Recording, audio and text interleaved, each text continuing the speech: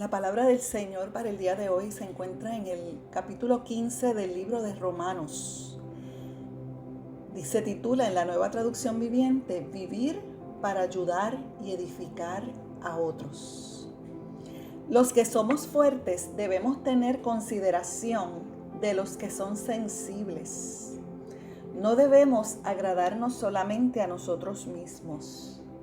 Deberíamos ayudar a otros a hacer lo que es correcto y edificarlos en el Señor. Pues ni siquiera Cristo vivió para agradarse a sí mismo.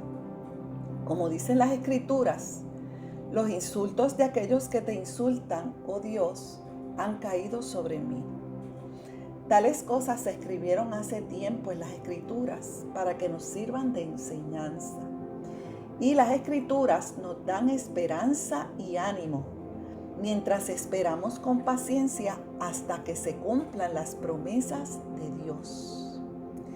Que Dios, quien da esa paciencia y ese ánimo, los ayude a vivir en plena armonía unos con otros, como corresponde a los seguidores de Cristo Jesús.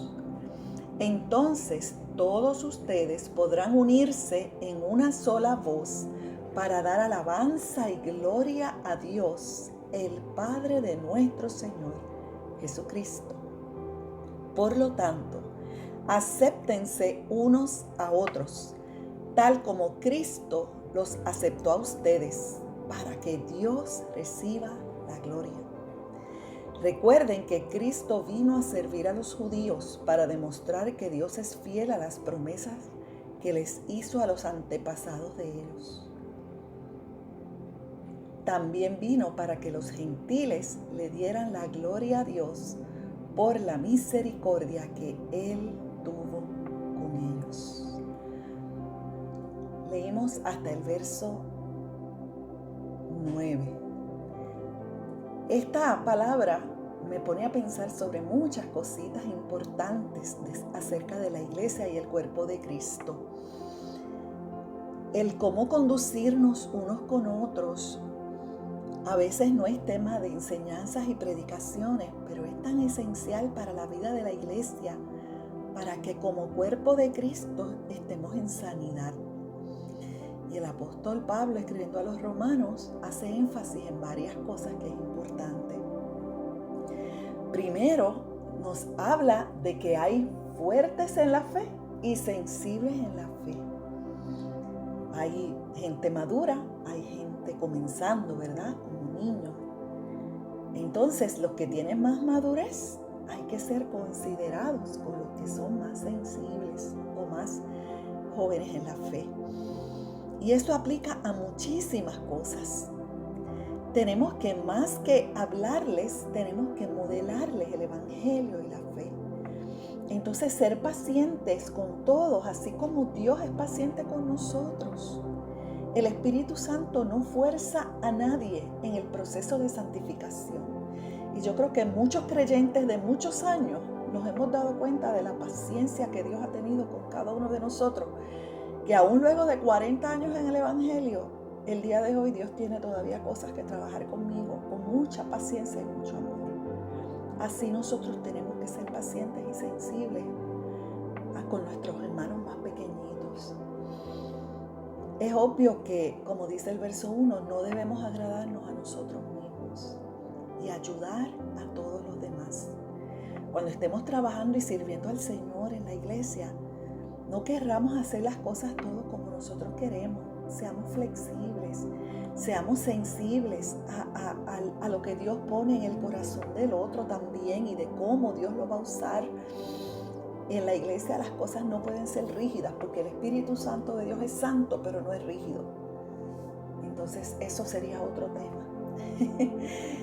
Entonces a mí me trae a la mente la comparación tan linda que Dios hace de la iglesia, de que somos un cuerpo y la cabeza es Cristo. Las manos se ponen de acuerdo entre sí. Todo nuestro cuerpo, nuestro sistema respiratorio con el cardiovascular están amarrados y se ponen de acuerdo para trabajar en armonía, para oxigenar todo el cuerpo. Así es todo.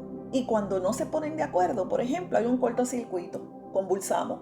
En un momento de convulsión, pues el cuerpo no está de acuerdo, porque las ondas cerebrales se volvieron locas y los músculos reaccionan locos también. Muchas veces yo creo que hay iglesias así como electrocutadas, como convulsando, porque no están viviendo en armonía unos con otros, buscando la sanidad y el bienestar entre todos.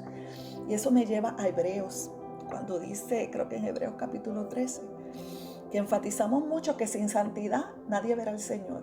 Pero antes de esa frase dice, buscar la paz para con todos. Porque sin paz en el cuerpo, armonía en la iglesia y sin santidad no veremos al Señor. Y tan importante es una como la otra. Entonces en el verso 5, Él le pide a Dios que nos dé esa paciencia y ese ánimo para que nos ayude a vivir en plena armonía, como corresponde a los seguidores de Cristo. Entonces, cuando logramos esa armonía, es que podemos adorar en un solo espíritu y en verdad.